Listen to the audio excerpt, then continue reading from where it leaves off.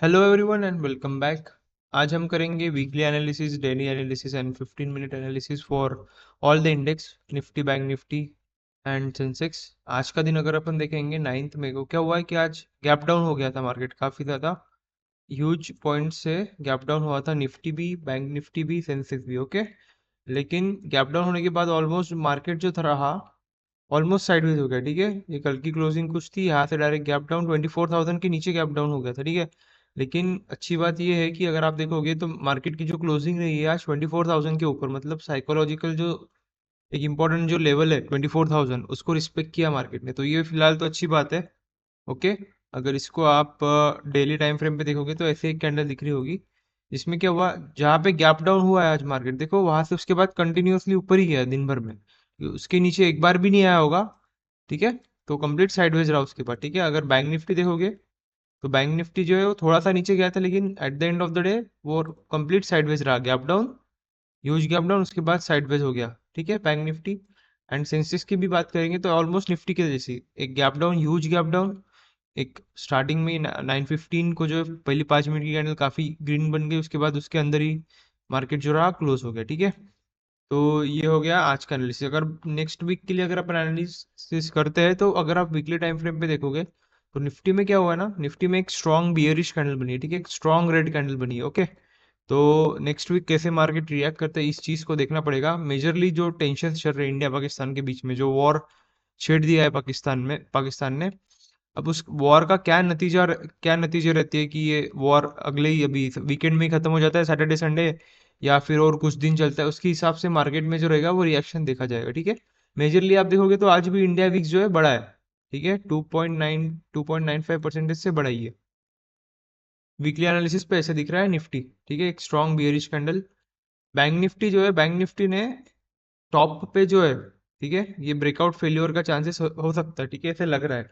Bank Nifty ने क्या किया, ब्रेकआउट तो दिया था लेकिन ये ब्रेकआउट फेल होने के चांसेस ज्यादा दिख रहे। ठीक है, पिछले 2 हफ्ते तो बैंक निफ्टी सस्टेन कर दिया था। ठीक है, अपन ने वीकली एनालिसिस में डिस्कस किया था कि यहाँ पे थोड़ी वीकनेस दिख सकती है अपने को बैंक निफ्टी में, और ये हफ्ते में अपने को काफी ज्यादा वीकनेस दिखी है। ठीक है, अगर सपोज अगर ये लेवल सस्टेन नीचे आ गया तो ये ब्रेकडाउन फेलियर हो जाएगा, और थोड़ा सा हो सकता है अपन थोड़े टाइम के लिए प्राइस प्राइस करेक्शन जो है वो मार्केट में देख देख पाए। ओके, उसके बाद सेंसेक्स भी देखोगे तो ऑलमोस्ट निफ्टी जैसे, सेंसेक्स एंड निफ्टी 50 ऑलमोस्ट ये दोनों साथ साथ चलते हैं, भाई बहन जैसे चलते हैं। ओके, ये हो गया वीकली एनालिसिस फॉर निफ्टी। अगर डेली एनालिसिस में देखेंगे तो ये एक ऐसी कैंडल बनी थी। ठीक है, अगर यहाँ पे कुछ लेवल्स मार्क कर पाए डेली टाइम फ्रेम पे, तो ये एक इंपॉर्टेंट लेवल थी जिसे अभी तक निफ्टी ने रिस्पेक्ट तो किया। ठीक है, 23,750 800। ठीक है, अगर 24,000 टूटता है, ठीक है, मेरी बात ध्यान से सुनना, 24,000 टूटता है तो इसके बाद जो मेजर सपोर्ट है अपने पास वो 23,750,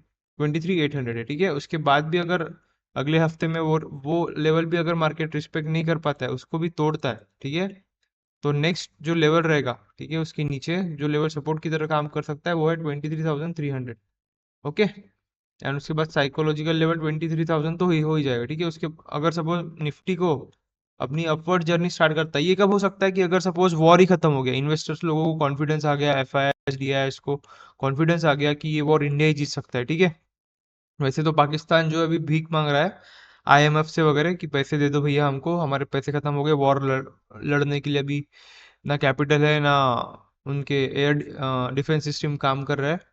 करेक्ट, तो अगर लेवल्स की बात करेंगे अपन टेक्निकल एनालिसिस की, तो निफ्टी में ये लेवल दिख रहा है डेली टाइम फ्रेम पे। ठीक है, उसके बाद अगर 1 आवर टाइम फ्रेम पे जाते हैं तो मार्केट ने ये जो गैप पे सपोर्ट क्रिएट किया था, ठीक है, ऑलमोस्ट एक कब की बात है, अप्रैल के 21 अप्रैल को, वो लेवल को अभी भी रिस्पेक्ट किया है। ठीक है, तो ये एक मेजर लेवल तो है। तो इसको 15 मिनट पे जाएंगे थोड़ा, तो जो आज का जो एक लेवल रहेगा, आज का जो लो रहेगा, ठीक है, वो लो जो है मार्केट के लिए काफी इंपॉर्टेंट हो जाता है क्योंकि उसको ब्रेक नहीं कर पाया था अभी तक।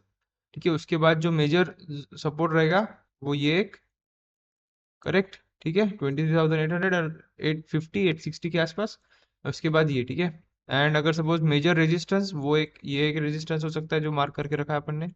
उसके बाद ये, ठीक है, जो निफ्टी ने कल के दिन तोड़ा था, ठीक है, करेक्ट, ये एक इंपॉर्टेंट रेजिस्टेंस हो जाएगा निफ्टी के लिए। ओके, तो ये लेवल्स हो गए निफ्टी के लिए अगले वीक। अगले वीक यहाँ पे ऐसे लेवल्स आप मार्क करके रख सकते हो अपने चार्ट पे। ओके, उसके बाद बैंक निफ्टी में अगर अपन देखेंगे तो 1 आवर पे कुछ दिख रहा है कि अब बैंक निफ्टी ने एक इंपॉर्टेंट लेवल तोड़ दिया अपना, ठीक है। 54,000 का जो साइकोलॉजिकल लेवल था उसको तोड़ के आज बैंक निफ्टी ने उसके नीचे क्लोज दे दिए, तो ये एक इंपॉर्टेंट लेवल हो जाएगा अपने लिए। आज के दिन का जो लो रहेगा 53,500 के आसपास, जहाँ बैंक निफ्टी नीचे नहीं जा पाया था, वो एक इंपॉर्टेंट लेवल हो जाएगा।